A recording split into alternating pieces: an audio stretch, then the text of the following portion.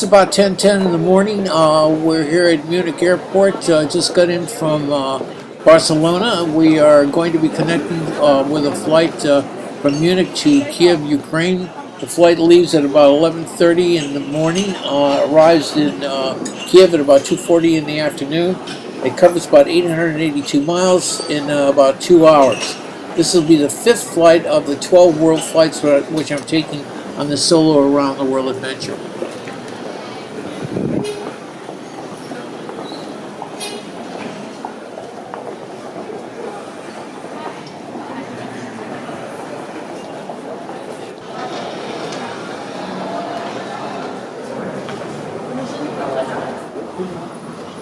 We're now walking over to where I can catch the Lufthansa flight from Munich to Kiev, Ukraine, but first we have to go through German immigration, which is right here.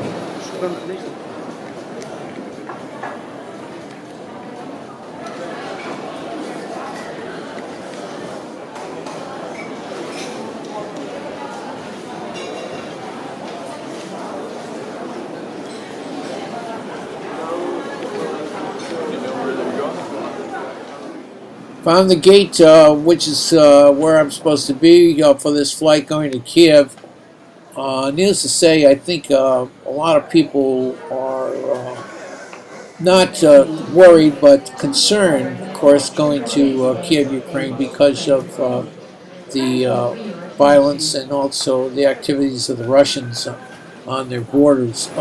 Also, that shooting down of the Malaysian airline over the Ukraine doesn't lend itself to much confidence. As in Munich, we're on a bus now, and we're going to be heading out to the airplane taking us to Kiev. As I said, this is the fifth of 12 world flights which I am taking on this Solo Around the World adventure. This flight will be for about 2 hours and 10 minutes, and it's going to cover 882 miles.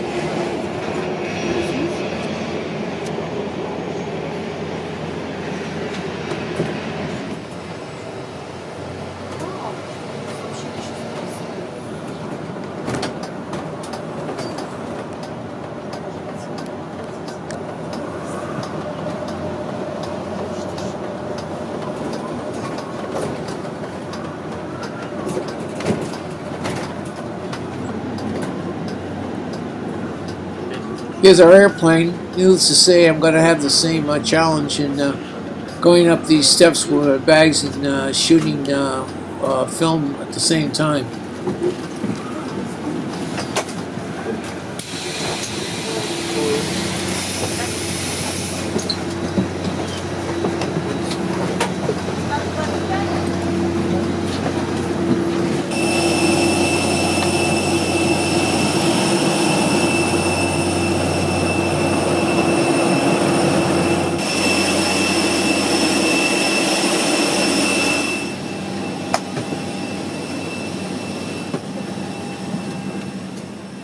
The 2-hour flight to Kiev, thank God, was very uneventful. We're now deplaning for the Kiev Airport terminal.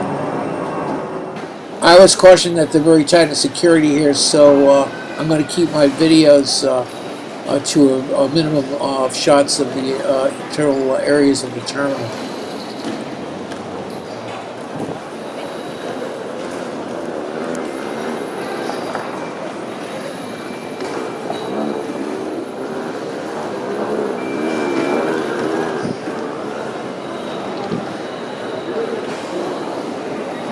There's no metro from the international air terminal to Kiev.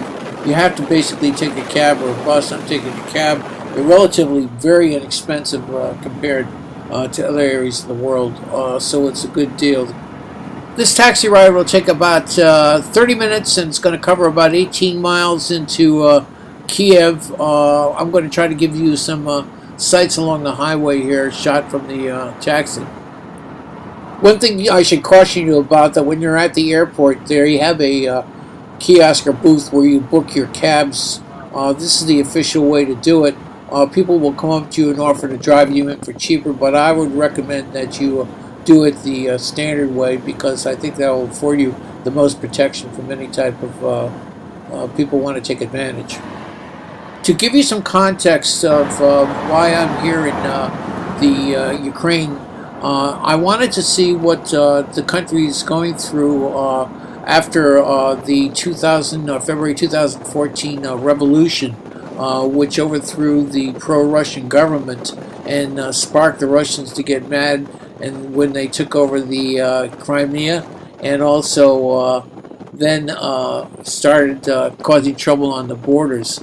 This revolution was really centered here at Independence Square in Kiev. My hotel is right near it, right next to it. For the last 20 years, the Ukraine has gone through a lot of changes, especially with the breakup of Russia and its subsequent leaving of the Russian Federation. In 2004 to 2004, I should say, there was the Orange Revolution, and when the Ukraine actually formally broke with Russia. Since then, there's been a lot of issues in the country regarding corruption, mismanagement, lack of economic growth, currency devaluation, and the inability of the country to secure funding from public markets.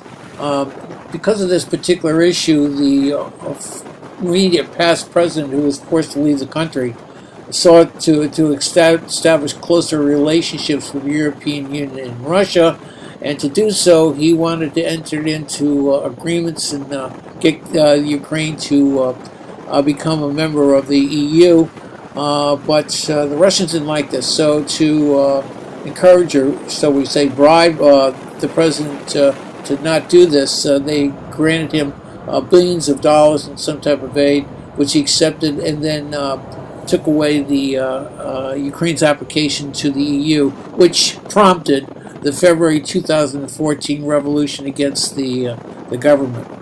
Since the overthrow of the pro-Russian government on February 23, 2014, an interim government has been established. The government has petitioned for membership in the EU, and on Tuesday, September 16, 2014, the Ukrainian Parliament is going to vote on this petition for the EU membership.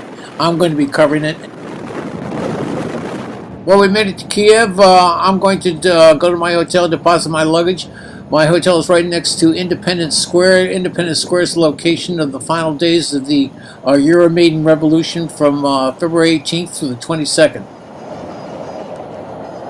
To give you an idea of the violence and mayhem that took place in this square during the final days of the Euromaidan revolution, February 18th through the 22nd, I provided you with comparative clips between news pictures, videos, and the current day shots.